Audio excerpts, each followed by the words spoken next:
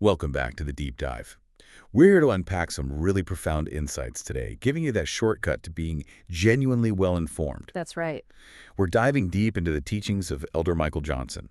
He's a pastor, a Master Hebraist of biblical law, and he offers this visionary look at authenticity versus deception, in our devotion. It's fascinating stuff. It really is.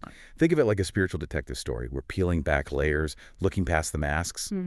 Because Elder Johnson uses this incredibly powerful metaphor, a masquerade, to show the contrast between, well, looking righteous on the outside, but being divided on the inside. That outward appearance versus the inward reality. Exactly. We're talking strange fire, double-mindedness. Yeah. It's all about the ultimate test of where your allegiance truly lies. Yeah. So if you're looking for more than just facts, if you want those real aha moments that connect with your daily life, well, you're in the right place. We'll get into what this means for your covenant with Jehovah. And it really challenges, I think, a lot of assumptions about faithfulness. What's truly fascinating here is how Elder Johnson draws from such a broad spectrum of perceptual anchors. Right. It's not just one source. No, it spans the law, the prophets, right through to the apostles. It shows this isn't some new problem, It's timeless. It is. His deep dive really explores how these outward appearances can so subtly mask those inward contradictions, which gives us really a mission for this deep dive. Wait, what's the mission? To navigate what he calls the matrix, this world filled with illusions, trials. It's about unpacking the subtle ways, maybe even unconsciously, we conform to worldly systems. It challenges us, you, to identify where your true allegiance really is. What does undivided faithfulness to Jehovah actually look like? It's a message that echoes through time. And it feels incredibly relevant today. Absolutely. And just a quick note for you listening, Elder Johnson's teachings come from a deep Hebraic understanding, so you'll hear us use Jehovah for God and salvation of Jehovah for the Messiah. Right, reflecting that specific emphasis. Exactly. It offers a distinct and, I think, powerful lens to view these truths. Okay, so let's dive into where Elder Johnson really kicks things off. He hits us right away with this powerful imagery, doesn't he? The masquerade and this matrix of reasoning. It's potent from the start. It really is. And it's not just casual talk. He frames it within this incredibly heartfelt prayer that kind of lays bare the human condition. It grabs your attention. It does. It's a confession, almost. Yeah, a profound confession. He talks about humanity being tangled up in this matrix of reasoning. And what is that exactly? He paints it as this system. It looks wise, right? Logical, beneficial on the surface. The world's logic. The world's logic, societal norms, the cultural stuff that promises success, security, approval, all the things we tend to chase. But underneath, he says it's rooted in self-interest and ultimately spiritual emptiness. It looks smart, but it hollows you out, distracts from real devotion. That's a powerful contrast. It is. And this leads right into something I think many of us can relate to. He admits, we often worship our own intellect. We trust our personal understanding, human reason, above Jehovah's. Putting ourselves first, essentially. Pretty much. We could tick all the boxes, but look righteous, follow the rituals, present this perfect image. But our hearts, they're distant and divided from Jehovah. The outward show versus the inward reality again. Exactly. It's that disconnect. Our actions say one thing, our true loyalty says another. That's the masquerade right there, wearing the holy mass while secretly serving idols. Convenience, pride, fear, whatever it is. Whatever pulls us away. Right. But then the prayer shifts. It's not just confession. There's this deep longing for restoration, a real return to covenant sincerity, mercy, like a deep internal transformation to finally shed that mask. A desire for authenticity. Yeah, letting go of the pretense, admitting we need Jehovah's intervention, his grace, because true wisdom, he implies, doesn't come from our logic. It often goes against it. We have to question what we think we know. Humility is key there. Absolutely. And it gets even more challenging because the prayer confronts this difficult truth. Our actions, chasing self-will, wanting worldly approval, trading our spiritual birthright for what? Temporary pleasures. Like Esau. Exactly like Esau, selling something priceless for a fleeting fix. He says these actions have provoked Jehovah to jealousy. That's a heavy statement. It's accountability. We've chased things that don't last, sold out to the flesh, and ended up empty. That spiritual birthright concept is so important, our connection, our inheritance from Jehovah. Traded away so easily sometimes. The prayer is like this desperate cry, to be freed from this web of recession, for the illusions to shatter, the idols to fall. And a plea for clarity. Yes, clarity and humility, to hear Jehovah's voice above all the noise and have the courage to ditch worldly wisdom for his provision. This waking up he talks about, it's not like the secular idea, it's deeper. A spiritual awakening. A real spiritual awakening. Profound self-reflection. Asking you, the listener, to really see where your loyalties are. To confront that double-mindedness James 18 warns about, the thing that makes us unstable in all our ways. Which brings us to a really crucial point. How do we properly define this matrix and Jehovah's jealousy? We need a clear understanding to navigate this, right? Yeah, let's nail those down. So, Elder Johnson presents the matrix as having two sides, really, to give us the full picture. On one hand, it's definitely the world's systems. Right. Think of it as this complex framework of illusions. It's designed subtly to trap the mind, shape false identities, pull us away from Jehovah. Societal pressures, cultural norms, intellectual trends, they all play a part. It's kind of pervasive. Very. But, and this is critical, the matrix is also a proving ground. It's the arena where Jehovah actively tests his people. Tests them? How so? Not arbitrarily, not to punish just for kicks, but to refine them, to reveal what's truly in their hearts, to separate the faithful, the genuine, from the counterfeit. It's like a divine crucible. Okay, a crucible. I get that. And this helps us understand what being woke means in a truly biblical sense. It's not about secular awareness or politics. It's waking up to spiritual reality, to truth. Recognizing you're in this constant testing ground, designed for your transformation, like Romans 12:2 says, be not conformed, but be you transformed. Transformed by the renewing of your mind within that matrix. Precisely. Now, about Jehovah's jealousy, Elder Johnson is emphatic. This is not like human jealousy. It's not envy, not insecurity, not wanting what someone else has. So what is it then? He defines it as a powerful protection mechanism, a consuming fire, like it says in Deuteronomy 32:21. A consuming fire. That sounds intense. It is. But its primary purpose isn't just punishment. It's the ultimate test of covenant faithfulness. It's Jehovah ensuring exclusive, undivided devotion, protecting that sacred relationship like a parent guards a child. He wants all of you, not just bits and pieces. So the fire tests our allegiance. It's the ultimate purity test for it. And this fire has a dual nature. It can destroy or protect. Elder Johnson gives us two really stark examples from the law to illustrate this. Okay, let's hear them. First, Nadav and Abihu in Leviticus 10:1-2, they offered strange fire, unauthorized worship, things Jehovah hadn't commanded. Right, they went off script. Exactly. And the consequence, immediate. Fire came from Jehovah and consumed them. It's tragic, but it represents the destructive side of his jealousy for unfaithful, mixed, self-willed worship. Their offering wasn't accepted within the matrix, you could say, led to destruction. Wow, a clear warning. A very clear warning about duplicity, but then contrast that sharply with Shadrach, Meshach, and Abednego in Daniel 3. The fiery furnace story. The very one. They faced Nebuchadnezzar's furnace precisely because of their pure worship and absolutely undivided loyalty to Jehovah. They refused to bow to that golden image, even facing death. Incredible faith. And what happened? The same divine fire that consumed Nadav and Abihu protected them, preserved them completely. They came out untouched. This shows the protective side of Jehovah's jealousy for the truly faithful. Their worship was accepted. So same fire, different outcomes based on loyalty. Exactly. Strange fire, worship not accepted, leads to spiritual destruction. Being preserved through the fire means your worship was pure, accepted. Jehovah's fire isn't random. It judges the nature of our worship. It separates the real from the fake. Okay, so that's the ancient context. But what about us? Here, now, how do these warnings about strange fire and Jehovah's jealousy actually show up in our lives in this modern matrix? Well, Elder Johnson makes it very practical. He says Jehovah uses everyday struggles, everyday adversities as these modern furnaces. Modern furnaces? Like what? Think about intense job pressures. Those demands at work that tempt you to cut corners, maybe fudge the truth a bit, prioritize the company line over what's right according to Jehovah's commands. Okay, yeah, I can see that. Or difficulties in marriage, the strains, the conflicts, where you might be tempted to seek advice from secular psychology or worldly wisdom instead of going first to Jehovah's word. Relying on human solutions instead of divine ones.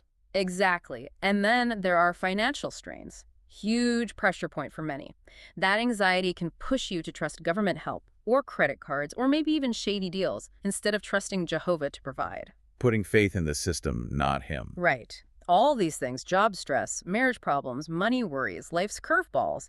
Elder Johnson says these are tests, furnaces, designed to reveal, will you bow to the gods of this world, career, comfort, security, what others think, or will you stay faithful exclusively to Jehovah alone? It really forces a choice, doesn't it? It does, and he gets specific about what these modern strange fires look like. Forms of spiritual adultery, he calls them. Spiritual adultery. Explain that. Well, take workplace idolatry. That's bowing to corporate demands that violate Jehovah's commands. Just to get ahead, get that promotion, your career becomes the idol demanding allegiance over Jehovah. Makes sense. Marital compromise, turning to worldly wisdom instead of Jehovah's word. Elder Johnson points to Genesis 49:10 about the lawgiver not departing from Judah, emphasizing that Jehovah's law should be our guide, not secular trends. Choosing human understanding over divine instruction in your marriage. That's offering strange fire. Okay. Financial fear ignites strange fire when we trust the systems of the world more than Jehovah's promises to provide. Yeah. That fear can make us compromise our values for a paycheck. Yeah, fear is a powerful motivator. Immensely. And then just the constant secular and social pressures, conforming to expectations that clash with biblical truth, it subtly pulls us away. Elder Johnson is really clear. Each of these is a form of spiritual adultery. Wow. Our worship, our trust, meant only for Jehovah, gets diverted to these unauthorized sources. It's not minor stuff. It's a betrayal of that covenant faithfulness. It reveals a divided heart hiding behind that mask of convenience. So these trials really expose us. They absolutely do. If we connect this to the bigger picture, it's clear how trials reveal what's truly hidden inside. Elder Johnson uses Sirach 12:8. A friend cannot be known in prosperity, but an enemy cannot be hidden in adversity. That's profound and a bit uncomfortable. It is uncomfortable truth. When life is easy, it's simple to wear the mask, keep divided loyalties hidden. But in the furnace of trial, job loss, health crisis, marriage breakdown, persecution, that hidden strange fire, that divided loyalty gets exposed. Adversity doesn't create it, it just reveals what was already there, maybe dormant in easier times. So the heat brings it to the surface. Exactly. And Elder Johnson has this fascinating insight into how Jehovah orchestrates these tests. He says Jehovah uses Nebuchadnezzar's principles, meaning heathen kings, worldly systems, as direct testing instruments. So like a difficult boss or a tempting financial system. Precisely.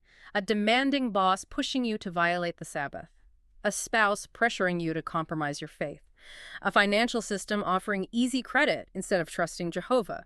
These are modern versions of Nebuchadnezzar's golden image. Situations designed to put you at a crossroads, demanding a clear choice. And the choices? Stark. Inevitable. You bow or you will burn. No middle ground. No compromise when it comes to exclusive worship and trust. Jehovah's jealous fire judges the authenticity of our devotion. It fiercely protects the covenant. It asks, where's your loyalty when the pressure is really on? Bow to the world or stand with Jehovah. That's the essence. And the outcome of the trial reveals everything. If you're consumed like Nadav and Abihu, it means you compromised. You sought help from unauthorized places. You were spiritually damaged or destroyed.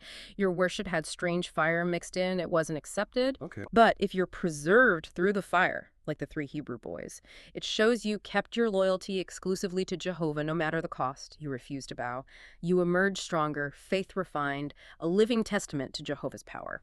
Like they said in Daniel 3:17-18, essentially, our God can deliver us, but even if he doesn't, we still won't bow. That's unwavering faith. That's it. Undivided loyalty. So Jehovah's jealousy acts like a spiritual stronghold. It guards against idolatry by exposing fake loyalty in trials. It purifies worship by burning away those unauthorized sources, leaving only the genuine. It protects the covenant by removing contamination. And it powerfully shows Jehovah's exclusive claim on his people. So every trial is a furnace. Every trial. The question isn't if you'll face the fire, but whether you'll come out consumed or preserved, unmasked and refined, or exposed for duplicity. That jealousy is fierce, demanding total fidelity. Okay, let's shift gears a bit. Elder Johnson brings in this fascinating historical angle, looking at Israel and, well, some potentially challenging interpretations about modern times. Yes, this part delves into prophecy and identity in a very specific way. He brings up Romans 10:19 and Deuteronomy 32:21, asking that question, did not Israel know? And the answer seems to be, yes, they did. Yes, Moses prophesied it ages ago. They knew Jehovah would provoke them to jealousy using those which are not a people, a foolish nation. So it wasn't a surprise event. It was part of the plan, almost. A test. A principle of divine justice, you could say, established long ago to test spiritual authenticity over mere birthright claims, challenging that sense of inherent privilege. And this connects to our inability to see the spiritual realm, right? Exactly. Because we can't see spiritual things with physical eyes, our worship has to be in spirit and truth, like John 4:24 says, not just eye service as men pleasers, as Ephesians 6:6 warns against. Doing things just to be seen. Right. Elder Johnson points out, many perform outward religion, maybe on street corners, claiming to be the people, followers of Christ. But their hearts are far off. It's performance, not devotion. Another layer of the masquerade. Just looking the... Precisely. So Jehovah uses this provocation, this jealousy, as a way to activate his people's protective instincts for their covenant, to wake them up, to challenge that we're the people mindset, especially if it lacks real repentance or understanding of covenant duties. The divine nudge, maybe a shove. You could say that. It forces an examination. Where does your trust really lie? It takes us back to Exodus 19:8, where the ancestors promised, all that the Lord have said, we will do. That was the commitment. The original agreement. But then contrast that with 1 Maccabees 1:11, where it describes wicked men in Israel making covenants with heathens, seeking comfort from worldly sources after departing from Jehovah, buckling under that fiery pressure. It shows that historical struggle, staying faithful, versus seeking worldly alliances when things get tough. That tension seems constant. It absolutely is. And this leads into Elder Johnson's specific and quite significant interpretation regarding the modern state of Israel, established in 1948. Okay, this sounds like it could be controversial. How does he see it? He acknowledges the prophecy in Isaiah 66:8 about a nation be born at once. But he interprets the 1948 event not as a divinely orchestrated restoration of Jehovah's true people to their spiritual heritage, But as a human political machinery, a counterfeit nation. His reasoning is specific. He argues this modern state has customs without a covenant, cultures without consecration, government without Jehovah's authority. So lacking that divine element. Yes. Operating in his view as powers divorced from divine purpose, founded on politics, military strength, alliances, rather than the divine peace and unity he believes would mark a true prophetic restoration. He stresses the spiritual meaning of nation, custom, culture, government consecrated to Jehovah, which he feels is absent. That's a very different perspective than many hold. It is. And to explain the state of Jehovah's true people, he points to Hosea 1:8-10, introducing Lo Ami, Which means not my people, or without mercy. Referring to Israel scattered in foreign lands, he includes places like the Americas, the Caribbean scattered without mercy because of sin, failing the covenant. But the prophecy also says, right there where they were called not my people, they will eventually be called sons of the living God. So restoration is still promised, but it's spiritual. That seems to be his point. True restoration isn't about earthly politics or military might, but spiritual transformation, returning to Jehovah with a pure heart. He also cites Lamentations 2:15-16. What does that add? It paints this picture of the world looking at scattered, suffering Israel, people mocking, wondering how this broken people could be Jehovah's chosen, the perfection of beauty. The world judges by outward appearance, by suffering, and concludes they can't be his people. Based on their condition. Right. But Elder Johnson counters with Leviticus 25:55. For unto me the children of Israel are servants. They are my servants. Their identity is intrinsic, he argues, not dependent on outward proof or political status, like a wedding ring signifies belonging without needing constant verbal confirmation. The true Israel, the scattered descendants, need to awaken to this identity and covenant. Okay, so there's a contrast between how the world sees them and their true identity. A stark contrast. And this leads to the crucial difference between a carnal response and a spiritual response to Jehovah's provocation. How do those differ? The carnal response, he explains, is anger. Anger at being displaced by those who are no people. It leads to trying to reclaim status through politics, worldly alliances, fueled by that prideful we're the people stance, but without genuine repentance. Blaming others, essentially, instead of looking inward, as Jeremiah 3:13 urges. Only acknowledge thy iniquity. Missing the spiritual point. Completely. Perpetuating the masquerade. The spiritual response, however, is humility. Acknowledging sin. Choosing to serve Jehovah alone, like Joshua 24:15 says. Returning with broken hearts and contrite spirits, like the prodigal son in Luke 15:18 saying, Father Jehovah, I have sinned.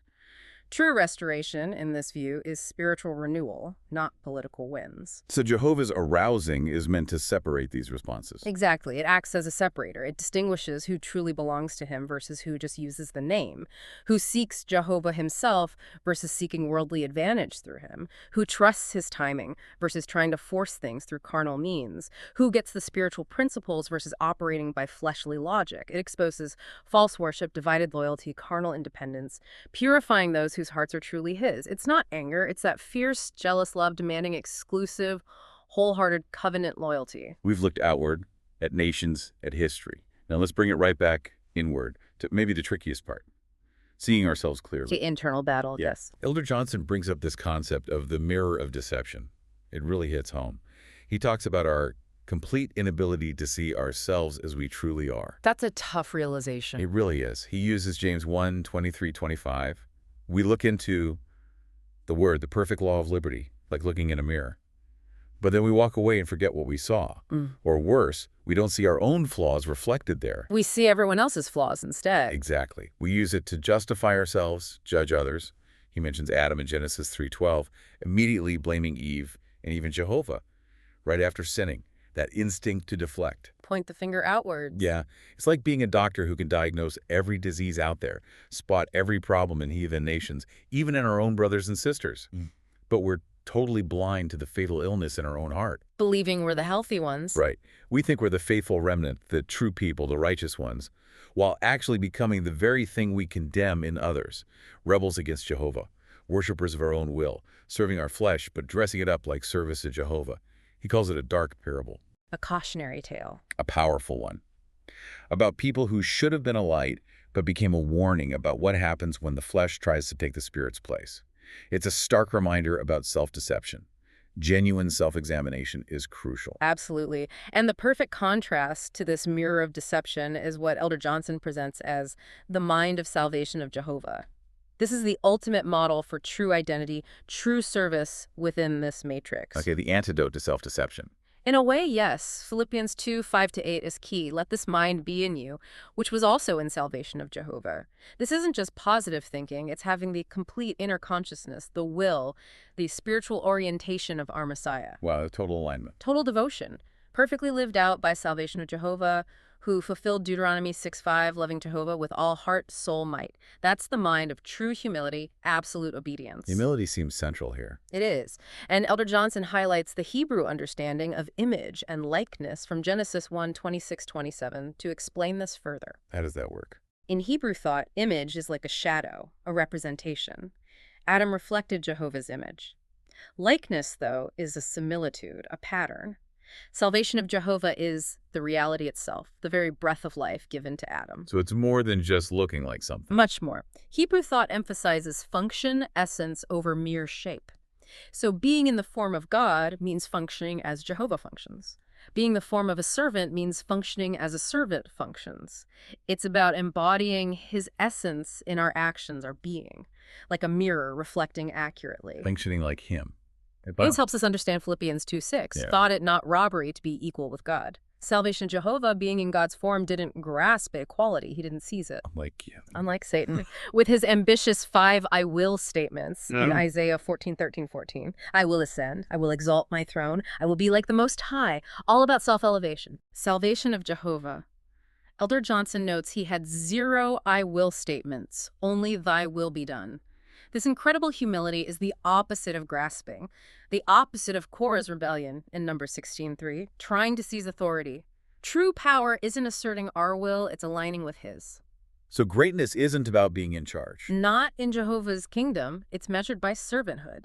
Matthew 10:43, Matthew 20:26-27 make it plain. Whosoever will be great among you, let him be your minister, your servant. Elder Johnson adds, those with much knowledge should use it to serve the people, not rule them. The opposite of worldly leadership. Completely. He uses the Joseph pattern as a positive example. Favored, then stripped, became a servant, falsely accused, thrown down into prison, only to be exalted as a savior to his own brothers. Wow, that parallels Salvation of Jehovah's journey. Exactly. His innocent descent, his ultimate servanthood, his exaltation. And Salvation of Jehovah is presented as the vision made visible. What does that mean? Numbers 12:6-8 says, prophets get visions, dreams. But Moses spoke with Jehovah mouth to mouth directly. Salvation of Jehovah goes beyond even that. He isn't someone seeing Jehovah in a vision. He is the vision of Jehovah made visible. John 1:1, 14:18 confirm this. The eternal Word made flesh, the invisible God revealed tangibly. He embodies the message. Perfectly. And the term begotten in John 1:18, Elder Johnson defines it as one willing to serve, pointing again to salvation of Jehovah's obedient nature, his role in declaring the Father. He is the mind of salvation. So how does this connect to our identity? Directly, because we are Jehovah's workmanship, created in salvation of Jehovah unto good works, according to Ephesians 2:10, we have this treasure in earthen vessels, as 2 Corinthians 4:7 says, his very presence in our frail bodies. The divine within the human. Yes. Yeah. And 1 John 4:17 says, as he is, so are we in this world. We are crafted vessels, not for our own glory, but to be dwelling places for him, manifesting his character here on earth. 1 Corinthians 3:16. Ye are the temple of God, and the Spirit of God dwelleth in you. We're meant to reflect him. Precisely. Like the moon reflects the sun. We don't have our own spiritual light. We reflect the glory of salvation of Jehovah, the true light mentioned in Matthew 5:14. The shadow we cast isn't darkness, it's spiritual substance, Elder Johnson says. A testimony to the greater light within, like Psalms 57:1 suggests. It's a moving testament revealing our source. Our shadow points back to him. Exactly. Galatians 2:20 sums it up. Not I live, but salvation of Jehovah that liveth in me. Our shadow becomes the image and likeness of the servant, salvation of Jehovah, which is why Romans 13:12 and James 1:17 call us to cast off darkness, put on the armor of light, and reflect Jehovah himself, the Father of lights, who has no shadow of turning. Okay, as we wrap up this deep dive, the takeaway feels really clear, but also very challenging. Yeah. Elder Michael Johnson has laid out this picture of us living in a matrix of reasoning, right? A world of illusions, constant spiritual tests. It's his powerful framework. And the knowledge we've unpacked, it's not just for, intellectual curiosity or debating points. It's meant for application directly in your life. That's the whole point.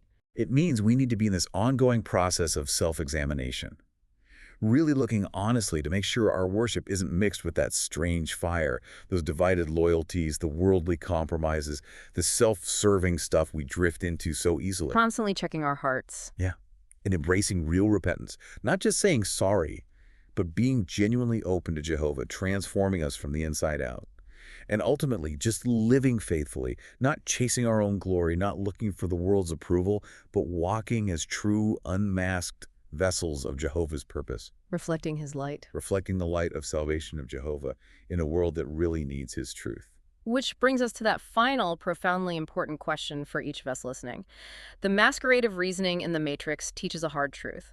Superficial religion, political counterfeits, just looking the part without the heart transformation. None of that can stand up to Jehovah's divine testing. It gets burned away. It gets consumed by his jealous fire. So, the provocative thought for you is this. In this world, with all its illusions, its trials, its constant pressure to conform, how will you ensure your loyalty to Jehovah is truly unmasked, truly undivided? That's the core challenge. It is. What specific mask? Maybe it's that workplace idolatry we talked about, maybe marital compromise, financial fear, bowing to social pressure. What one mask are you ready, truly ready to shed today to secure your genuine identity, his protection, your eternal purpose in him? A question to really sit with. Absolutely. This deep dive, it's just a starting point. The real work, that continuous self-reflection, pursuing genuine, wholehearted allegiance, that's the journey you're invited to embrace right now. Yeah. We come live to that life. Jehovah. Yeah.